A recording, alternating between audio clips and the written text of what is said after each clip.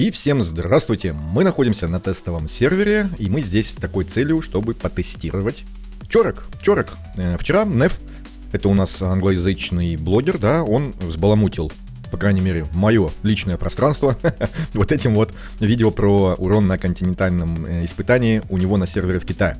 И здесь у него топ-1 нанес невероятные почти 2,5 миллиарда урона. И видим, что за команда, да? Я понимаю, что здесь аура, анализис, причем плюс 3.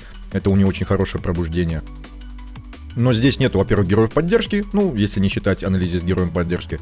И у нас есть Чорек. И когда я увидел этот скриншот, я вспомнил, точнее видео, я вспомнил насчет артефакта Чорек. И снова перечитал его. Давайте мы перечитаем его тоже. И тогда нам станет понятно, почему в этой команде Чорек и почему такой высокий урон. Вот это артефакт Чорек, эффект пламя, увеличивает результат броска кубика на 2. За каждый заряд яростного пламени у Чорека его урон игнорирует 4% защиты цели, а урон всех союзников повышается на целых 2%. Всех союзников. То есть здесь нету оговорки, что, допустим, героев дикости, то есть любых союзников. Причем всех. Это очень мощное свойство, скажем так, да. И сколько же вот этих эффектов пламени, точнее яростного пламени, которые будут увеличивать вот этот урон на 2%. А здесь их целых 15, то есть на 30% увеличения урона сразу. Но, есть еще но. У него есть талант, а талант уже дает 25 зарядов. И значит, что артефакт увеличит урон всей команды на 50%. Как Чорек собирает эти заряды? Просто использует навыки. И он собирает эти 25 зарядов довольно-таки быстро, то есть там, в течение первой минуты. Это дает такую возможность составлять интересные команды. Но здесь есть, конечно же, ограничение, что выживаемость команды должна быть, достаточно высокой. Например, на воронке команда не живет без вот этого героя. Эксклюзивного героя поддержки 5-го сезона. У него очень мощное усиление и очень сильное лечение всей команде, причем за счет урона, который она наносит. Поэтому использование Чорек с артефактом довольно-таки специфичное, и я думаю, что будет довольно-таки редким. Как мы видели на этом скриншоте, да, здесь у нас 5 ДД, и это значит, что босс вот этот Фелисиберда, который в 6-м сезоне будет, она, наверное, очень мало урона наносит, учитывая, что одна анализис справляется с помощью своего лечения. И самое интересное, что вот это увеличение урона, оно доступно прям сразу. То есть мы получаем Чорек, мы получаем вот этот артефакт его эксклюзивный, и все, нам не нужны пробуждения. Понятно, что с пробуждениями урон самого Чорек, и особенно команды дикости, если используется в команде дикости, вырастает, заметно вырастает. То есть пробуждения, конечно же, нужны. Но вот для такого увеличения урона нам достаточно иметь одну копию Чорек и, соответственно, дубль, чтобы купить артефакт. И уже мы сможем использовать это преимущество. Я хочу еще показать и сам потестировать, да, например, с Ашетиусом. Мы ставим анализис, мы ставим Чорек, и мне интересно, что будет делать Ашетиус при таком увеличении урона. Просто у нас анализис заряжает, да, на 20%, и 20% увеличивает урон уже на старте боя. Мне кажется, это интересная синергия. В 6-м сезоне у нас будет огонь и свет. Поэтому давайте посмотрим, что за урон и в каких комбинациях Чорек будет выдавать вместе с командой Ауры на воронке. Ну а прежде чем начинать, давайте немножечко отвлекемся. Если донатить хочется, а переплачивать нет, то есть сервис донатов нет. Это сервис по донату не только в нашу любимую ДХшечку, но и во многие другие игры. Причем с адекватными ценами, часто ниже, чем если покупать напрямую в самой игре. Кошелек скажет спасибо, ну а на сэкономленные средства вы, конечно же, сможете задонатить еще. Разве это не замечательно? Ну и каждый донат также дает возможность поучаствовать в розыгрышах на сайте или телеграм-группе, которые проводятся на регулярной основе. Также помимо доната можно пополнить Steam, PlayStation Store и другие сервисы. Все в одном месте. А если вдруг возникнут вопросы, всегда можно обратиться к службе поддержки, которая оперативно вам поможет. Проходи регистрацию по моей ссылке в описании и получай скидочный купон на первую покупку. Сразу покажу свою связь стихий. У меня здесь огонь прокачан по максимуму, свет нет. И я проверял, сколько урона добавляет вот последняя вот эта вот ветка. Я бил командой дикости, здесь у нас получается плюс 10%. Идет к атаке, защите и очкам здоровья. Мало того, что у нас живучесть тут сразу повышается, так еще и атака. И эти 10% к атаке дали, с учетом еще и пробуждений, да, то есть 2,5% еще мы получаем. У меня команда наносила, если наносила до этого, до прокачки 6 с копейками, то есть где-то 6 миллиардов 300, то после увеличения они начали наносить, насколько я помню, 6900, либо 6800, что-то такое. Ну, в общем, значительная такая прибавка, ну, грубо говоря, 10%. Примерно. У нас сегодня открылась 4-я воронка, и здесь у нас дополнительный урон увеличен на 40%. Вчера у нас была 3-я воронка, и вчера у нас не было этого эффекта, да, на дополнительный урон. И здесь команда ауры наносила 7600.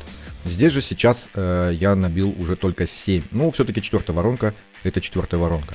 Не обращайте внимания на тролля вот этого, да, я его здесь поставил только для того, чтобы команда жила весь бой. И чтобы я смог стабильно проверять урон самой команды. Понятно, что у него здесь 5-е пробуждение, и он там дает большое увеличение урона. Бонус к урону 15, у него там еще в пробуждениях оно становится еще больше. Плюс ко всему, он здесь, по-моему, атаку где-то увеличивает. А может быть и нет. Не помню. В общем, он урон значительно увеличивает команды, но мы на это не обращаем внимания, мы просто сравниваем разницу с Чорок. Чорок пробуждение, Чорок без артефакта, Чорок вместо анализис, либо вместе с ней. Вот эти варианты мы сейчас посмотрим.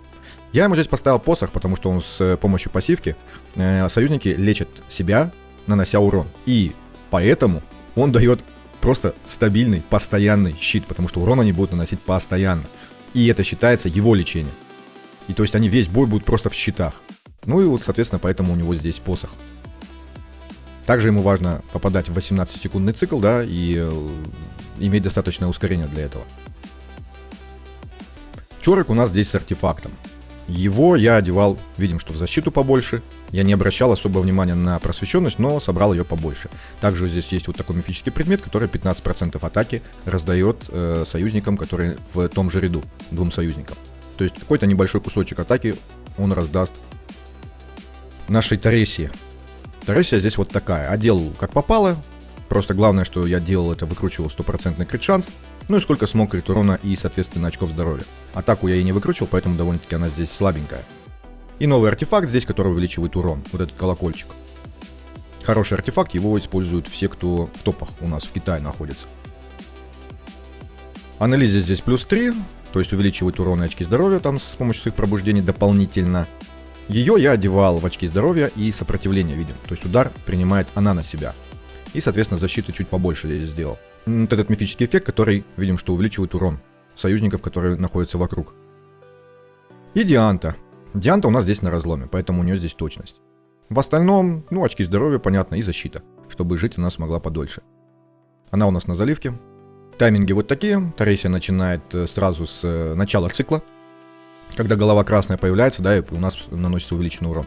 Поэтому я поставил здесь 18,1. Ну, а, соответственно, Скар стартует где-то на 10 секунде, то есть в середине цикла босса. Для чего? Для того, чтобы давать уменьшение урона. Вообще, по-хорошему, конечно, его стоило бы поставить вместе с ними, чтобы увеличение урона по ним проходило, А живучести с учетом его пробуждения, наверное, будет хватать. Поэтому я поставлю ему 17, пускай будет 17, вот так вот. И посмотрим, смогут ли они выжить. Чорок у меня здесь на авто. Почему? Потому что, ну, Чорок у нас, чем быстрее наберет свои эффекты, тем лучше. Анализис 18.3, то есть сразу после Дианты. И код. Код у нас тоже под них подстроен, то есть 16-18. Кота я здесь прокачал, то есть таланты я ему сделал. Где они здесь? Где код? Вот он. Код у меня вот такой вот. То есть уже довольно-таки неплохой код. Давайте посмотрим бой, как происходит. Во-первых, увидите, какие щиты дает Скар, когда союзники начинают наносить урон. Щиты просто будут перманентные, грубо говоря, постоянно жирные щиты.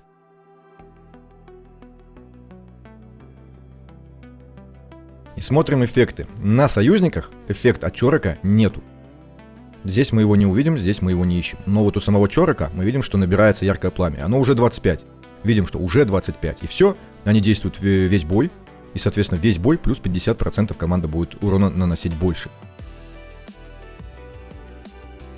Собственно, больше здесь смотреть нечего.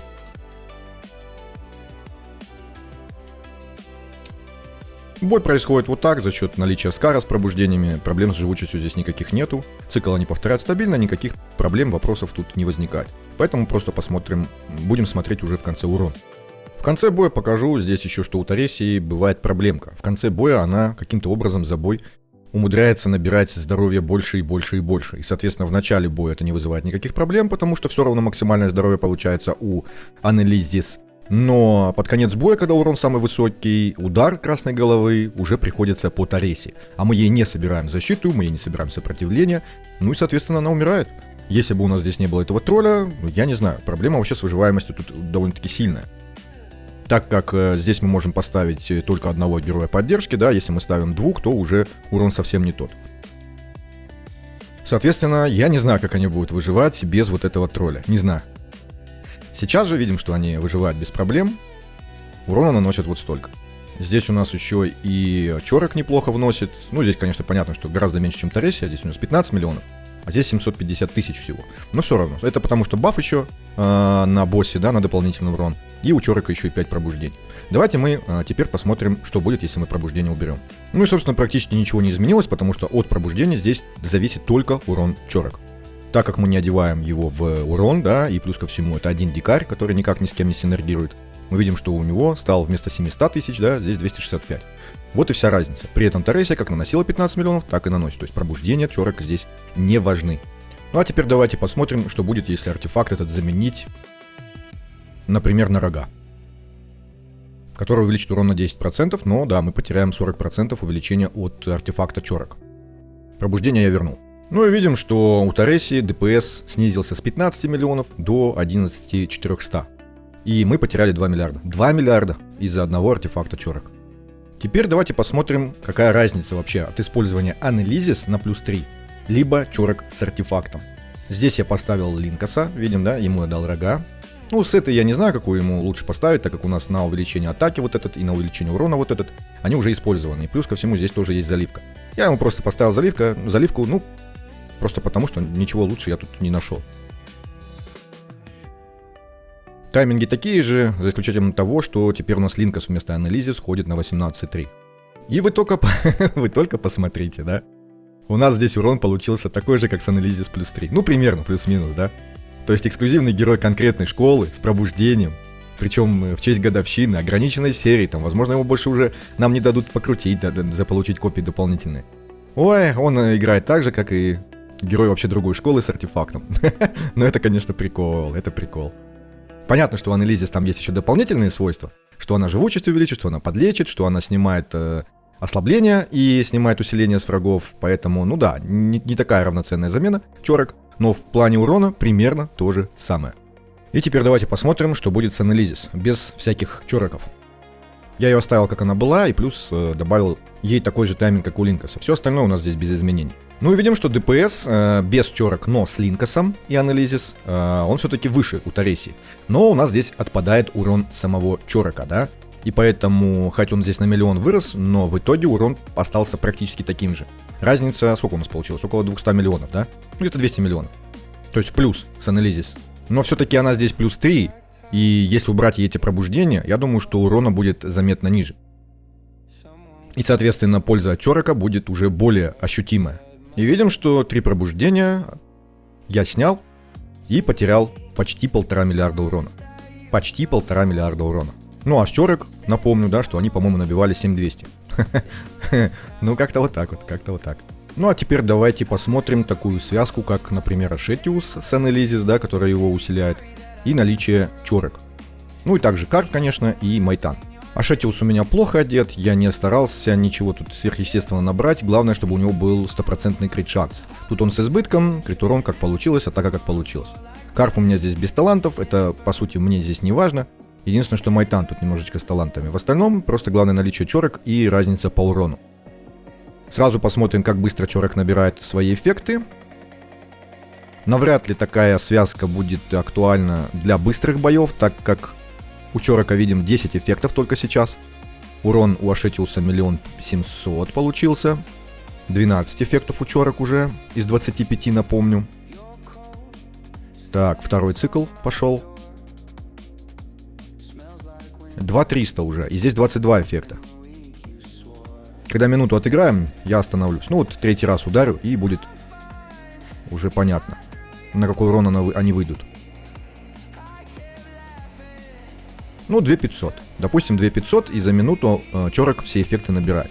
То есть для длительных боев, например, даже не с Ашетиусом, а с Дуремом, может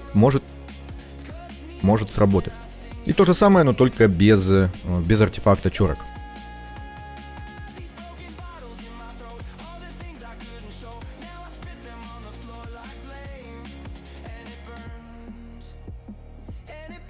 Сразу на 2 миллиона вышел Ашетиус.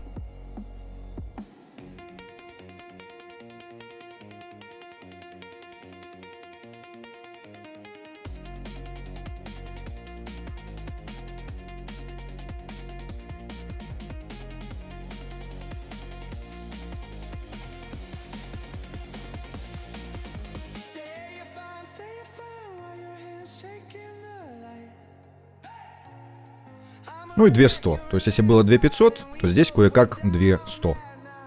Это, конечно, не 50%, но тоже значительная разница.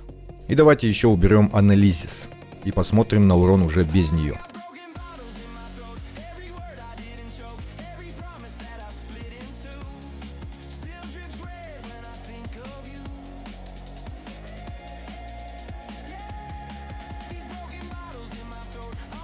Сразу вышел на 2 миллиона, то есть как будто бы ничего и не поменялось.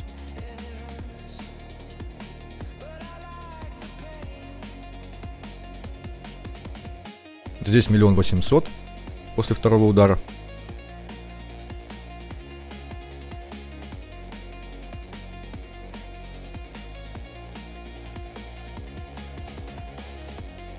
И 1 900 000 после третьего. То есть было 200 с анализис, теперь 1 900 000 максимум.